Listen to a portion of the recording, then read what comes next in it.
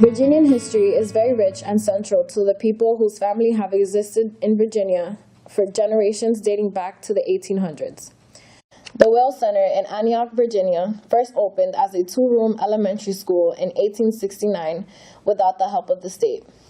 Helen Forrest and Rosalind Knight explained to us how Antioch was able to establish a school for the black students in that area with the help of the community. They built this building over here as a school for our children down in this neighborhood. Okay. Because transportation wasn't that good. So they went to the school board, and anyway, they got to wanted to have a building for these children. So they went to the courthouse, and they told them they would have to raise some money in this community to get a school that didn't have the money. The county didn't have the money to have a school way down here. So people got together and they raised money. They had different activities to raise money. They had a big parade coming through Mathews Courthouse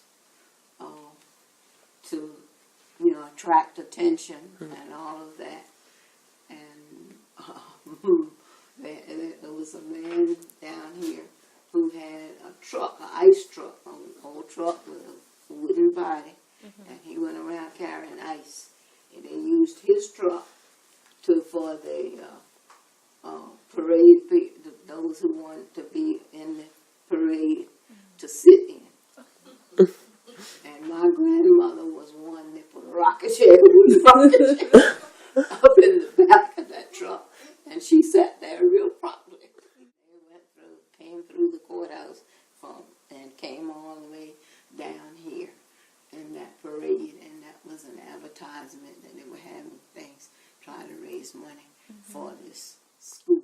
That part of this building was the kitchen when they built this school. They made that into a kitchen so that the kids could have lunch. After a while, of course, at first they brought that. Everybody brought a little bag lunch. And finally, they had a lady in the county and that would cook. And cook. She lived down in this area, and she would do the cooking and cook a little lunch for the kids. And that was good, the first of having school lunch, hot school lunch. This is what they call one of the Julius Rosenwald schools. And this guy, multi-millionaire, went all over the South building Rosenwald schools. And each one is different. Funds was not the only issue that the black community faced. Integration caused many problems, one of them being that white students did not want to attend a high school named after a black man. The school was named for a slave, Thomas. The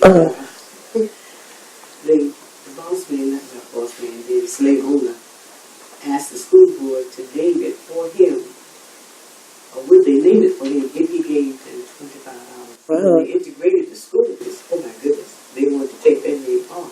But the blacks got together and said, we'll let the state Thomas. We were proud of our slave. That's the history of Thomas Thomas. Who Thomas was.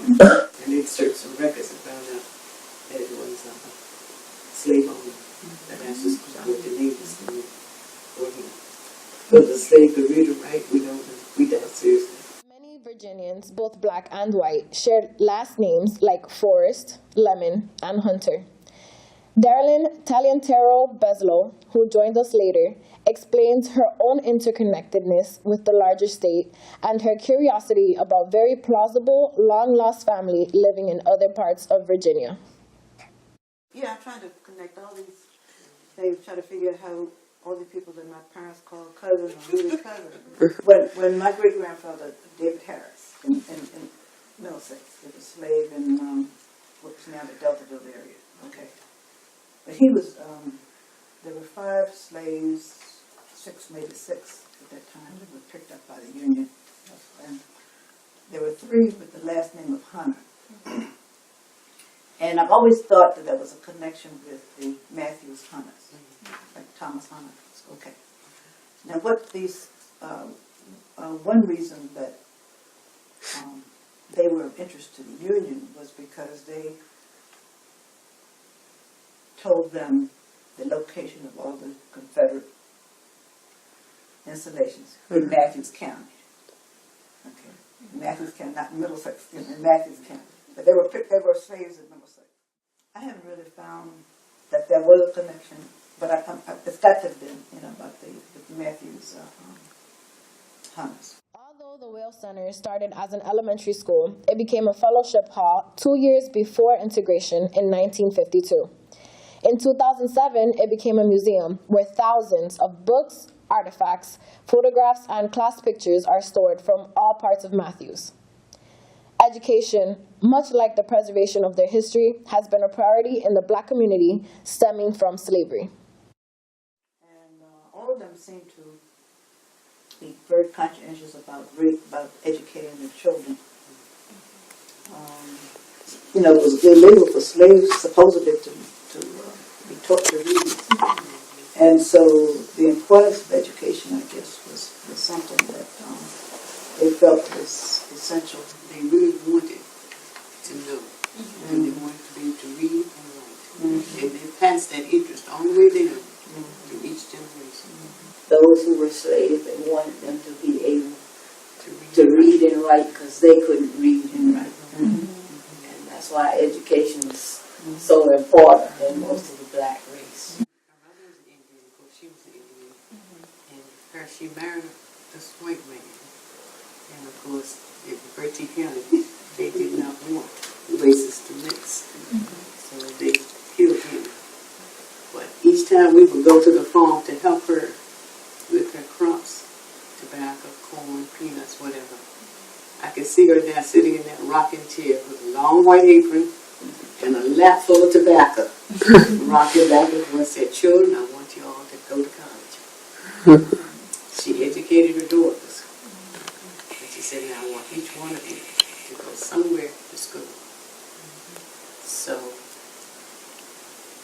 her dream came true.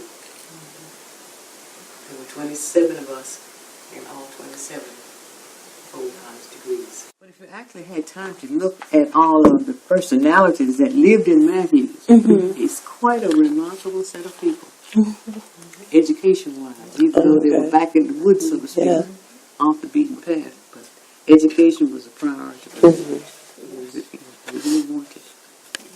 They put a lot of emphasis on education. So evidently there must have been something in the water, the food in Mathews County that caused these kids to keep going for higher education and also a better job. It made a difference in other communities too. I know. The community of Antioch was the force that drove its residents to care for one another. Not only did it build the school itself, it molded each individual who lived there. Other than education, the most important thing your parents taught you? Other than education, be a good citizen, good person, and in the community, and be active. Everybody treated you just like you were their child. If you were out of place, you would be correct. When I was a child, the community helped raise each child. We were a community child. I want people to see your child wrong and doing wrong out and not say something to them. If no one else was allowed to exercise any corporal punishment. But you tell me, I'll take care of that. You did say that aside from education, the most important thing that your mother taught you was to be active in the community. Yes. Yes. Oh, yes, they were very much so. They breathed, slept, ate, Antioch. Virginian history is central to the identity of its inhabitants.